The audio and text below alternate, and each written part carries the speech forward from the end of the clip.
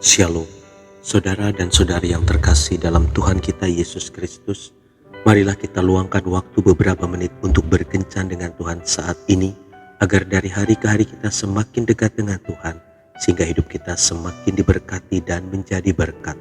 Pembacaan dari surat Yakobus bab 5 ayat 16. Karena itu hendaklah kamu saling mengaku dosamu dan saling mendoakan, supaya kamu sembuh.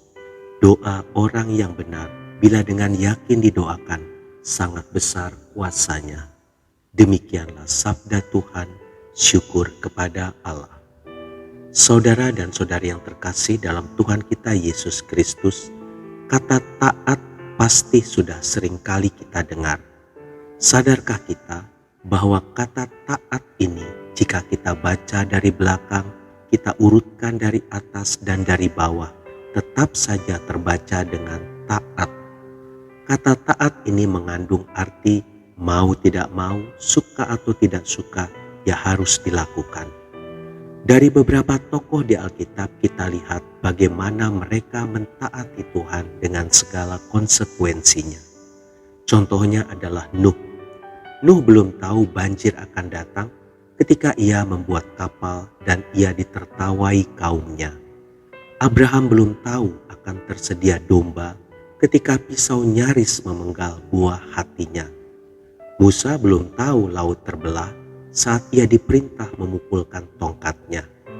Yang mereka tahu semua adalah bahwa mereka harus patuh dan taat pada perintah Tuhan dan tanpa berhenti berharap yang terbaik. Ternyata di balik ketidaktahuan kita, ketika kita taat pada Tuhan, Tuhan sudah menyiapkan kejutan. Biasanya tangan Tuhan bekerja di detik-detik terakhir usaha kita. Kita hanya melakukan apa yang menjadi bagian kita dan Tuhan akan mengerjakan bagiannya. Saudara dan saudari yang terkasih dalam Tuhan kita Yesus Kristus, Abraham dan Ayub adalah pengusaha yang sangat sukses di zamannya. Keberhasilan mereka di dalam bisnis tidak lepas dari kehidupan doa. Begitu juga dengan Daniel. Ia dikenal sebagai pejabat yang berkedudukan tinggi di beberapa masa pemerintahan yang berbeda. Apa rahasia keberhasilannya? Daniel berdoa 3 kali sehari pada Tuhan. Lalu Daud, raja yang sering disebut namanya dalam Alkitab, juga dikenal kedekatannya dengan Tuhan melalui doa dan puji-pujian. Kemudian keberhasilan Samuel menjadi pemimpin rohani Israel karena doa-doanya kepada Tuhan.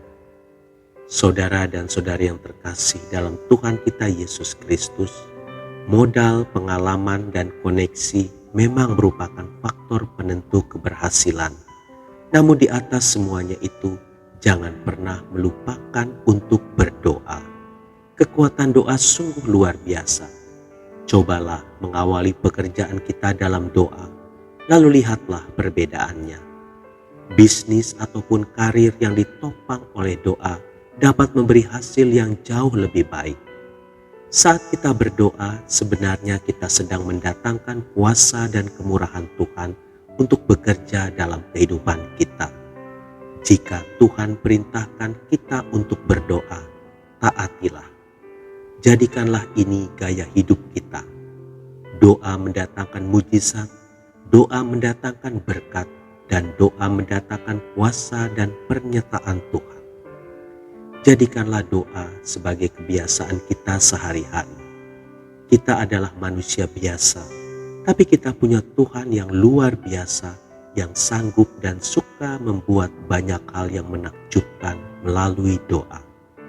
Saudara dan saudari yang terkasih dalam Tuhan kita Yesus Kristus, mungkin saat ini kita tidak mengerti mengapa ada banyak hal yang Tuhan Yesus izinkan terjadi dalam hidup kita.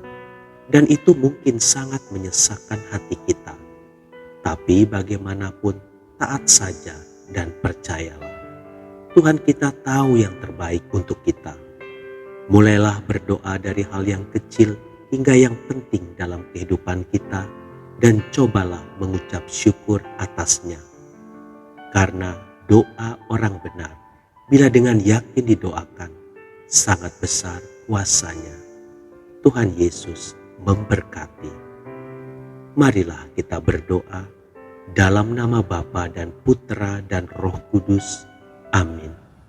Tuhan Yesus, penuhilah aku dengan roh doa-Mu, sehingga hidupku dapat menjadi lebih tenang, karena aku tahu Engkau selalu ada untukku. Amin. Dalam nama Bapa dan Putra dan Roh Kudus.